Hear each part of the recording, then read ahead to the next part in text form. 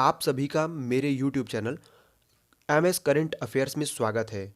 दोस्तों, M S current affairs पे आप डेली मॉर्निंग में करंट अफेयर्स की क्लास अटेंड कर सकते हैं। तो चलिए, अभी तक अगर चैनल को आपने सब्सक्राइब नहीं किया है तो चैनल को सब्सक्राइब कर लीजिए। चलिए, आज देखिए, Allahabad high court group D का एग्ज़ाम हुआ है, तो उसमें हम आज हिंदी का क्वेश्चन देखेंगे। देखिए, 26 नंबर का प्रश्न पूछा गया था। सूची एक को सूची दो से सुमेलित करना था। देखिए, इसमें विलोम शब्द पूछा गया था। सफल का असफल होगा, रात का दिन होगा, धरती का आकाश होगा और ठंडा का गर्म होगा। तो इसका सही उत्तर होगा ऑप्शन सी। ठीक है, इसको देख लीजिएगा।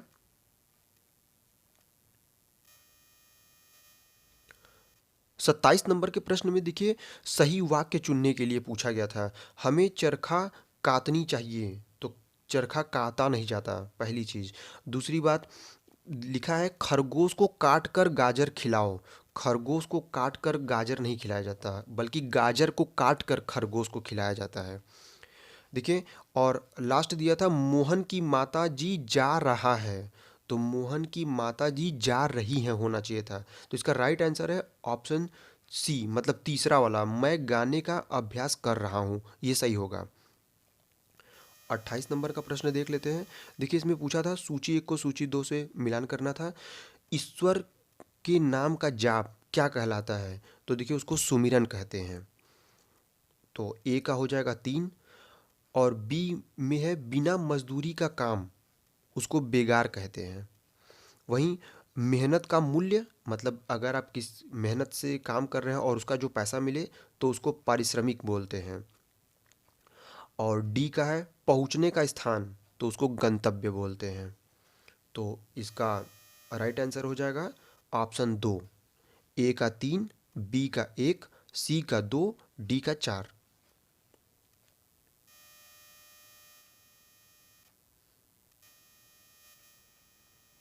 29 नंबर का प्रश्न देखिए, इसमें शुद्ध शब्द छांटना था आपको। हस्ताक्षेप, हास्य पद, सांस माफ कीजिएगा, संस्कृति लिखा है, सांस्कृतिक, और हस्ताक्षर। तो देखिए, हस्ताक्षेप नहीं होता, हस्तक्षेप होता है। हास्य पद नहीं होता, सांस्कृतिक नहीं होता, सांस्कृतिक होता है। तो इसका सही उत्तर है ऑप्शन 4, हस्ताक्षर, ये सही है। 30 नंबर का प्रश्न देखिए, इसमें भी सूची एक को सूची दो से मिलान करना था। 30 नंबर का देखिए, जल, तो जल एक द्रव्यवाचक है। गांधी जी व्यक्ति का नाम है, तो यह व्यक्तिवाचक है। हड़प, यह एक भाववाचक संज्ञा है। बच्चे, यह एक जातिवाचक संज्ञा है। तो इसका सही उत्तर होगा ऑप्शन 4। ए का हो जाएगा 4, बी का 1, सी का 3, डी का 2। 31 देख लेते हैं। नदी शब्द का उचित बहुवचन बताइए। तो देखिए, इसमें चार ऑप्शन दिए हुए थे, नदियाँ, नदी, नदियाँ, नदियों। तो देखिए, नदी का बहुवचन होता है नदियाँ। 32 नंबर का प्रश्न पूछा गया था, निम्नलिखित कारकों को का क्रमानुसार व्यवस्थित करना था। देखिए, आप चाहते तो ऑप्शन से भी कर सकते थे, ऑप्शन में बहुत अच्छे से दिया हुआ था। इसका एक ट्रिक होता है, कर्ता ने कर्म को करण से। तो इसमें देखेंगे पहले तो कर्ता ही है, तो सी से आपकी शुरुआत हो रही है। देखिए, सी ऊपर वाला तो एलिमिनेट हो गया, बी पहले ही कट गया। तो इसका सही उत्तर होगा ऑप्शन 2, सी, बी। सी मतलब कर्ता, पहले नंबर पे कर्ता आएगा, दूसरे नंबर पे कर्म आएगा, और तीसरे नंबर पे करण आएगा, और चौथे नंबर पे संप्रदान, और आखिरी में आता है अपादान।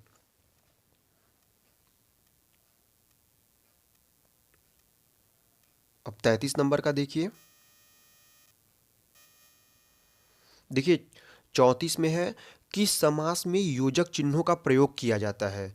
देखिए, योजक चिन्ह क्या होते हैं? जैसे रात दिन, तो रात और दिन, माता पिता, तो भाई बहन, तो ये क्या है? द्वंद्व समास है, और इसी में योजक चिन्ह का प्रयोग किया जाता है, जिसको हम इंग्लिश में डैश बोलते हैं। 35 नंबर का देखिए, प्रभाव डालना हेतु मुहावरा होगा, तो इसका होगा रंग जमाना। ठीक है। और 36 नंबर का देखिए, निम्नलिखित वाक्यांशों को क्रमानुसार व्यवस्थित करना था। पुरानी थी जो बहुत ही एक मचिए पर बैठकर किया करता था, बदलू यह कार्य सदा ही। तो इसका देखिए सही उत्तर होगा बदलू यह कार्य सदा ही, एक मचिए पर बैठकर किया करता था, जो बहुत ही पुरानी थी। ठीक है,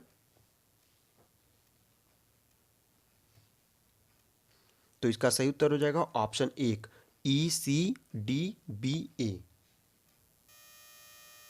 देखिए 37 नंबर का प्रश्न है, हाय फूल सी कोमल बच्ची पंक्ति में प्रयुक्त अलंकार है।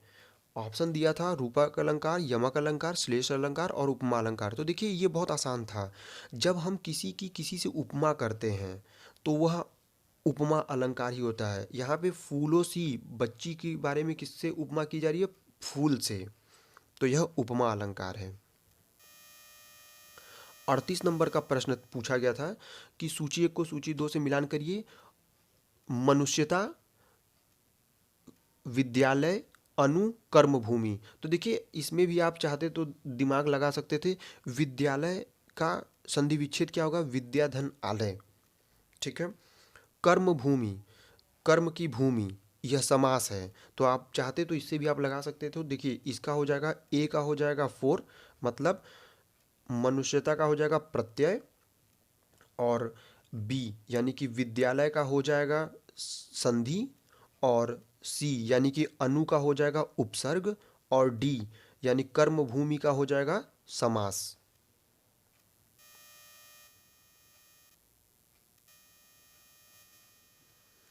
39 नंबर का प्रश्न देखिए, पूछा गया था दिए गए अर्थ हेतु सही लोकोक्ति चुनिए। काम न जानना और बहाना बनाना। देखिए 4 ऑप्शन दिए गए थे, नाच न जाने आंगन टेढ़ा, चिराग तले अंधेरा, होनहार बिरवान के होत चिकने पात, अछजल गगरी छलकत जाए, जबकि अधजल गगरी छलकत जाए होता है। तो देखिए इसमें काम न जानना और बहाना बनाना का होता है नाच न जाने आंगन टेढ़ा। इसका सही उत्तर होगा, तो इसका हो जाएगा पहला राइट आंसर। 40 नंबर का प्रश्न देखिए। देखिए 41 नंबर में क्या है?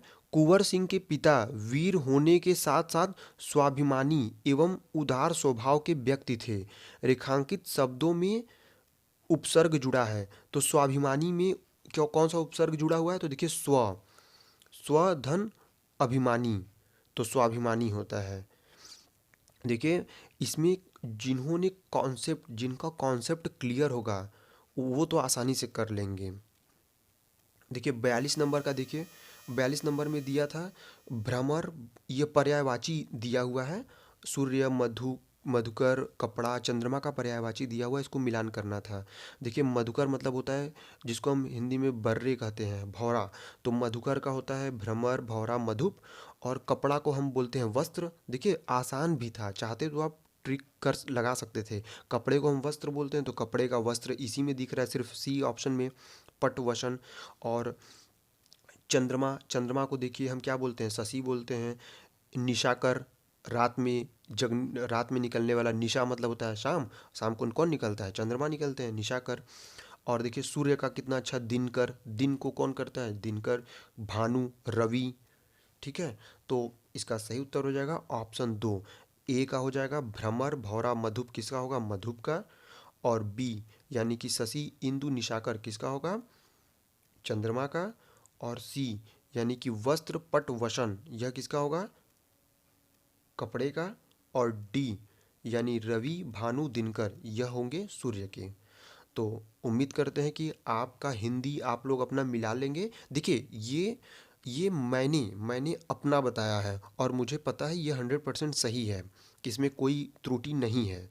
तो अगर आपको इससे संतुष्टि मिलती है तो ठीक है, नहीं तो आप आयोग का जब भी एनटीए जब आंसर की जारी करेगा तो आप फिर से मिला लीजिएगा, मैं फिर से एक बार ला दूंगा, फिर आप मिला लीजिएगा। लेकिन मैं जो बताया हूँ ये 100% सही है दोस्तों। क्यों? क्योंकि आप चाहे तो अभी सूर्य का, रवि, भानु, दिनकर, आप एक बार यूट्यूब पर, गूगल पर भी आप सर्च करेंगे, गूगल पर भी आप सर्च करेंगे तो आपको मिल जाएगा सूर्य का पर्यायवाची क्या होता है, या विद्यालय का, विद्यालय में संधि क्या है? विद्याधन आलय। ठीक है। और ये आपका हाय फूल सी कोमल बच्ची उपमा है कि नहीं? तो ये सब चीज़ें स्वाभाविक है, आप इसको चाहे तो आप आसानी से देख भी सकते हैं गूगल पर सर्च करके। ठीक है। तो ये क्वेश्चन थे हिंदी के। और नेक्स्ट वीडियो में हम इंग्लिश का लाएंगे, उसके बाद मैथ का लाएंगे। एक एक कर सारे 25-25 जो भी क्वेश्चन दिए गए थे सबको हम एक एक करके सॉल्व करेंगे। तो आज के लिए बस इतना ही। जय हिंद, जय भारत। हाँ, एक बात और कहूँगा, वीडियो को लाइक कर दीजिएगा और चैनल को सब्सक्राइब जरूर कर लीजिएगा। धन्यवाद।